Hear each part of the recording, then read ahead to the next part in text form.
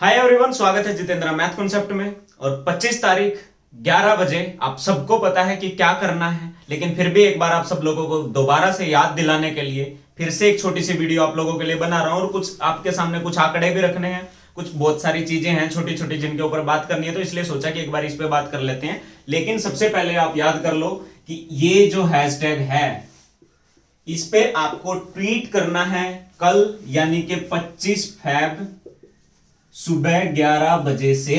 ये स्पेलिंग याद कर लो, इसका लिंक आप ट्विटर पे जाओगे तो आप वहां पे सर्च करोगे तो इस पे ऑलमोस्ट 30-40 लाख ट्वीट्स ऑलरेडी आपको वहां पे मिलेंगे पुराने। लेकिन आपको कल सुबह फिर से इस पे करना है। और उसके अलावा बहुत सारी चीजें और भी हैं बात करने के लिए। जैसे एक तो उन लोगों को बता दूं जैसे जो एसएससी सीजीएल की तैयारी नहीं कर रहे हैं, जैसे अगर आप स्टेट एग्जाम की तैयारी कर रहे हैं तो उन लोगों को लग रहा है कि ये हमारा मुद्दा है ही नहीं, ये तो एसएससी सीजीएल की बात हो रही है, एसएससी सीजीएल में ये हुआ तो हमें क्या करना है, हम तो स्टेट एग्जाम की तैयारी कर रहे हैं। तो अगर आप स्टेट एग्जाम की भी तैयारी कर रहे हो तो मैं आपको एग्जांपल देके बता देता हूं कि एक्चुअल में हुआ क्या था। आपको याद होगा कि पिछले साल आपका एक पेपर हुआ था हरियाणा में, जो कि कलरक का एग्जाम था। याद होगा आपको, सितंबर में हुआ था। कलरक के एग्जाम में क्या हुआ था आपके साथ? हुआ यह था कि आपके साथ ऐसे ऐसे क्वेश्चंस आपको मैथ में देखने को मिले थे, कंप्यूटर में देखने को मिले थे, जिनके असली जवाब और उनके कॉन्सेप्ट आज तक लोग गूगल पे सर्च कर रहे हैं, किताबों में ढूंढ रहे हैं, उनको मिल नहीं रहे हैं। ऐसे ऐसे क्वेश्चन आपको इसमें देखने को मिले थे, जो कि एक कलरक का एग्जाम था। इसी में एक शिफ्ट ऐसी आ गई थी जिसमें सारे का सारा वहां पर अर्थमेटिक टपक गया था। और ये वाला पेपर में लगभग 12 से 13 क्वेश्चन थे, ऐसे थे जो बहुत बहुत आसान थे, सब लोग कर सकते थे। इसके अलावा इसका जो बाकी पोर्शन था वो भी इन जो बाकी की शिफ्ट थी उनके मुकाबले बहुत ज्यादा आसान आ गया था। रिजल्ट क्या हुआ कि ये जो शिफ्ट हुई थी, ये वाली जो शिफ्ट थी, मैक्सिमम बच्चे इस शिफ्ट में से सिलेक्ट हुए थे। बहुत ज्यादा, सारे के सारे नहीं कह सकते, लेकिन एक एवरेज अगर आप हर शिफ्ट का निकालते हो तो इस शिफ्ट में से सबसे ज्यादा बच्चे सिलेक्ट हो गए थे। इसलिए क्योंकि बाकी सारी शिफ्ट बहुत ज्यादा खतरनाक थी और एक ये वाली शिफ्ट थी जिसमें आपका केवल अर्थमेटिक ही आ गया था, एनसीईआरटी कुछ नहीं पूछा था। और इस शिफ्ट के सारे जो क्वेश्चंस थे बहुत आसान आ गए थे, इसलिए इस शिफ्ट से बहुत सारे बच्चे सेलेक्ट हो गए थे। अभी क्या हुआ कि आपका जो एसएससी सीजीएल हुआ, जो कि आपका 15, 16 और 18 नवंबर को हुआ था, याद होगा आपको। इसमें क्या हुआ कि ये दो शिफ्ट अच्छी थी, ठीक थी। ये वाली जो शिफ्ट है, ये वाली जो शिफ्ट थी वो बहुत आसान आ गई थी। बहुत सारे जो क्वेश्चंस थे वो प्रीवियस ईयर के और बहुत आसान आसान क्वेश्चंस आ गए थे 18 तारीख वाली शिफ्ट में। अब आसान आया है पेपर तो इसके हिसाब से इसका रिजल्ट भी आना ही था, तो इसमें बच्चों ने स्कोर बहुत अच्छा किया। अब ऐसा तो नहीं है कि इसमें सभी बच्चे, बहुत सारे ऐसे भी थे जिनकी तैयारी बहुत अच्छी थी। अगर उनका पेपर यहां पे भी हो रहा होता, अगर उनका एग्जाम यहां पे भी होता तो भी वो बहुत अच्छा स्कोर कर ही लेते, तो उनका स्कोर तो यहां पे अच्छा हुआ ही हुआ। बाकी बहुत सारे बच्चों का स्कोर जो है वो यहां पे अच्छा हो गया। अब रिजल्टन क्या हुआ, अभी आप इसके हिसाब से यहां सोच रहे होंगे कि यार ये तो मजे आ गए इनके, 18 तारीख वाले बच्चे तो सारे सेलेक्ट हो गए होंगे। लेकिन ऐसा हुआ नहीं। मैथ्स में जिसके 200 में से 200 नंबर भी थे, ऐसे ऐसे लड़कों का, लड़कियों का नाम नहीं आया है फाइनल लिस्ट में। अभी जो आने वाली है, अभी जो इसका फाइनल रिजल्ट तो नहीं आया है, लेकिन अभी जो लिस्ट लगी है उसमें इनका नाम नहीं है। 200 में से 200 नंबर लाने पे भी 197.5। तो मैंने आपको एक पिछली वीडियो में एक नाम बताया था, दीपक, जो कि हमारा जैसे जब पहला टेलीग्राम ग्रुप था उसका एडमिन है वो। अभी तो वो टेलीग्राम ग्रुप नहीं चल रहा था, तो वो टेलीग्राम ग्रुप हमारा हैंडल करता था। उसके क्या है, मैंने बताया था आपको कि प्री में 173, मेंस में 175 और 197.5 ये थे उसके स्कोर तीनों में, प्री, मेंस और मेंस। इसका जनरल कैटेगरी में नाम नहीं है लिस्ट में।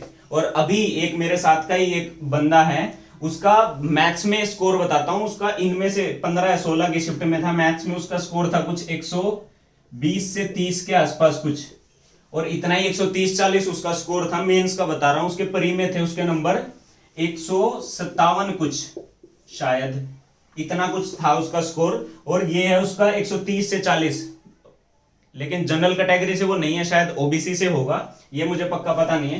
लेकिन इतना स्कोर है उसका, मैथ्स का स्कोर मैंने देखा था उसका, तो उसका लिस्ट में नाम है अभी।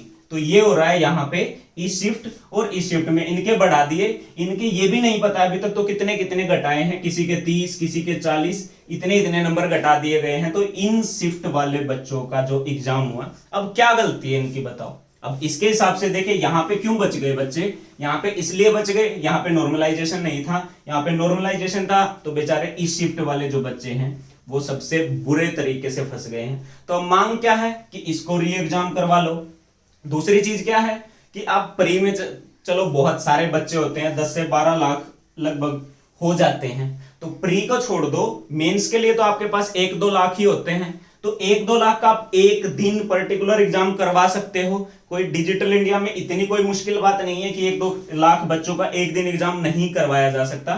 तो मांग सिर्फ इतनी सी है कि अगर आप एक एग्जाम करवा रहे हो तो क्वेश्चन पेपर का जो लेवल है वो सबके लिए समान होना चाहिए, तभी जाके बात बनेगी, तभी तो पता चलेगा भाई किसको कितना आता है। अब हर शिफ्ट के हिसाब से आप अलग अलग पेपर दे रहे हो, फिर नॉर्मलाइजेशन का जिसका कोई एक फिक्स रूल, आज तक मुझे समझ में नहीं आया कि नॉर्मलाइजेशन क्या चक्कर है, किस हिसाब से ये काम कर रहा है। तो नॉर्मलाइजेशन में क्या हो रहा है, किसी के घट रहे हैं, किसी के बढ़ रहे हैं, कोई लिस्ट में आ रहा है जा रहा है, तो ऐसा हो रहा है कि सब कुछ ऑटोमेटिक ही हो रहा है, कंप्यूटर ही सिलेक्ट कर रहा है भाई अच्छा इसको ले लूं इसको ना लूं। तो ये सारी चीजें हो रही हैं आपकी एग्जाम में, और ऐसा नहीं है कि ये खाली एसएससी सीजीएल में हो रहा है। मैंने आपको उदाहरण दिया कि हरियाणा में, इसके बाद यूपी में, एमपी में, कितने सारे उदाहरण हैं ऐसे जहां पे ये सारी चीजें हो रही हैं।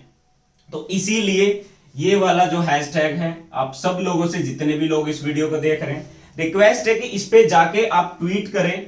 और बहुत सारे लोग कह रहे हैं कि ट्वीट करने से क्या होता है, सोशल मीडिया से क्या होता है, बहुत कुछ होता है भाई। हमारी जो सरकार बनी है किस वजह से बनी, आपको क्या लग रहा है?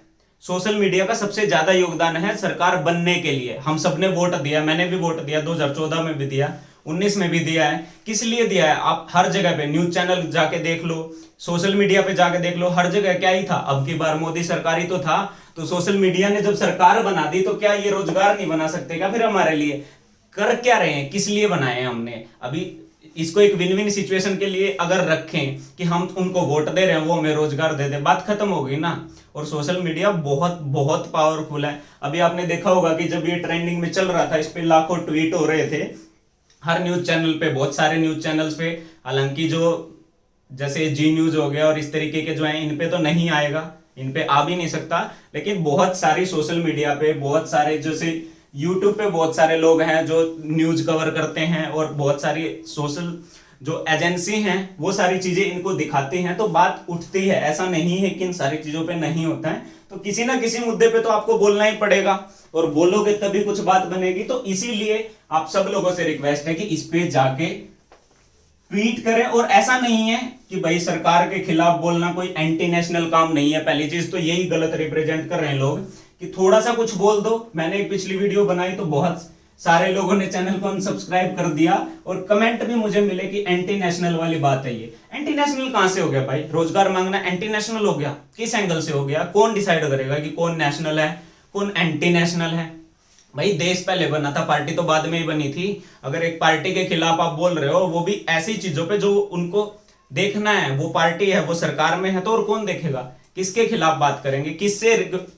अभी घर में थोड़ी सी कुछ तकलीफ होती है तो किसको जाके बोलते हैं? घर के मुखिया को तो जाके बोलेंगे, तो वो हमारे देश के मुखिया, तो रोजगार मांगने के लिए किसके पास जाएंगे? तो वही हो रहा है। और अभी आप देख रहे हो कि पेट्रोल क्या है, ऑलमोस्ट 100 हो गया है लगभग। अभी आज मैंने सुबह देखा था तो 97.57 कुछ दिखा रहा था, मैं पेट्रोल पंप पे गया था, और जो पावर है वो 100 क्रॉस कर गया है। ठीक है, गैस सिलेंडर के दाम बढ़ रहे हैं, प्याज के दाम बढ़ रहे हैं, हर चीज के दाम बढ़ रहे हैं, महंगाई बढ़ रही है, हर चीज का प्राइवेटाइजेशन हो रहा है। अब इस चीज को कैसे आप जस्टिफाई करोगे? प्राइवेटाइजेशन की स्पेलिंग नहीं लिखनी, अरे बताओ क्या होगा इस देश का? ठीक है, फिर भी लिख देता हूं कि बाद में बोलेंगे कि सच में नहीं आती थी। तो ऐसा हो रहा है कि आप देख लो कि ये 100 पार चला गया है। गैस सिलेंडर आपका लगभग अभी 750 के आसपास कुछ चल रहा है। तो जीडीपी के नाम पे बढ़ना क्या चाहिए था? जीडीपी से हमारा मतलब क्या था? ये था हमारा ग्रोस डोमेस्टिक प्रोडक्ट। और ये अब जीडीपी के नाम पे बढ़ क्या रहा है? गैस, डीजल और पेट्रोल।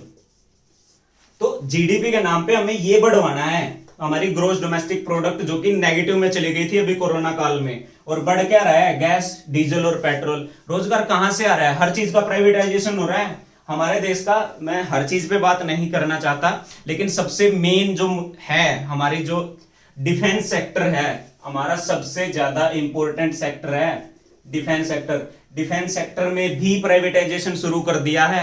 अब क्या कॉन्फिडेंशियल रहेगा? एक बंदा जो यहाँ पे आके कॉन्ट्रैक्ट बेसिस पे 8,000 रुपए में नौकरी कर रहा है, वो क्या कॉन्फिडेंशियल रखेगा चीजों को? क्या पड़ी है उसको? अगर वो 8,000 रुपए महीना कमा रहा है, जिसमें से वो 4,000 रुपये हर महीने खर्च भी करता होगा, 40,000 रुपये सेविंग कर रहा है वो कॉन्ट्रैक्ट पे आगे, 4,000 रुपये अगर वो हर महीना बचा रहा है, तो उसके एक साल में 48,000 रुपये बचे हैं। एक साल में 48,000 रुपये अगर उसके बचे हैं, तो 10 साल में उसके 4,80,000 रुपये बचे हैं। अगर मैं इसको 10 लाख रुपए एक ही बार में दे दूं, तो ये क्या लीक नहीं कर देगा सब कुछ? तो कॉन्फिडेंशियल कहां से बचेगा? अगर यहां पे भी प्राइवेटाइजेशन हो रहा है, रेलवे का हो रहा है, हर चीज का हो रहा है, तो कहां पे बचेगा? तो भाई कुछ चीजों पे बोल लेना चाहिए। इसके लिए आप एंटी नेशनल नहीं हो जाओगे, और ना ऐसा है कि भाई इसमें कोई देश के खिलाफ थोड़ी बोल रहे हैं। मेन बात है कि एक जो रोजगार है और क्या चाहिए, और ऐसा भी नहीं है कि हम उनके साथ कोई जबरदस्ती कर रहे हैं, क्योंकि जब सरकार बनी थी किस मुद्दों पे बनी थी? वही तो कह रहे थे कि हर साल 2 करोड़ रोजगार दूंगा। तो भाई फर्ज बनता है उनका। तो इसीलिए आप सब लोगों से हाथ जोड़ के रिक्वेस्ट है कि इस वाले हैशटैग पे कल सुबह 25 फरवरी को 11 बजे सब लोग ट्वीट करो। जितना कर सकते हो करो, जितना रीट्वीट कर सकते हो करो। आपका यूट्यूब चैनल है, आप उस पर डाल सकते हो, आपका फेसबुक पेज है, आप वहां पे भी डाल सकते हो। जितना कर सकते हो करो, बाकी आप लोगों की मर्जी है। ऐसा नहीं है कि एसएससी का ही एक मैटर है, या आपका स्टेट एग्जाम हो या कोई भी एग्जाम हो, हर जगह आपको ये चीज जो है वो बेनिफिट देगी अगर इसका कुछ समाधान निकलता है। तो अभी की वीडियो के लिए इतना ही, याद दिलाने के लिए आप लोगों को बनाई है। तो इसीलिए कल सुबह 11 बजे सब लोग ट्वीट करें, और जितना ज्यादा से ज्यादा उसके शेयर करें। तो मिलते हैं फिर नेक्स्ट वीडियो में। उम्मीद करता हूं कि आपको इस वीडियो से कोई आपत्ति नहीं होगी। अगर है तो आप कमेंट कर सकते हैं, लेकिन एंटी नेशनल नहीं बोल सकते, क्योंकि आपको किसने अधिकार दिया है ये डिसाइड करने का कि कौन नेशनल है कौन एंटी नेशनल है। इसलिए चलता हूं, बाय बाय, टेक केयर।